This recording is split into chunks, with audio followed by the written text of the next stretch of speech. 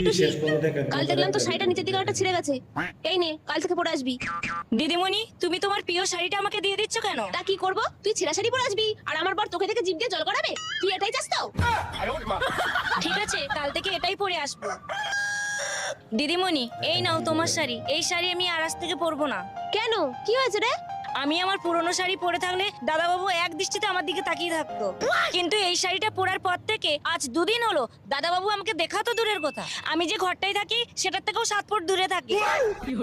তার মানে তুই কি বলতে চাইছিস, তোর দাদাবাবু আমাকে পছন্দ করে না? মনে তো হয়। এই, তুই আমাকে পছন্দ করিস না? আরে আরে দিদিমণি, তুমি দাদাবাবুকে কেন বকছো?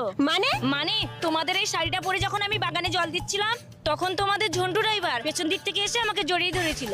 আমি যখন ঠেলে সামনে ঘুরলাম, তখন ঝন্টু আমাকে দেখে চমকে উঠলো, তারপর বলল, সরি টুসি, আমি ভেবেছিলাম দিদিমণি।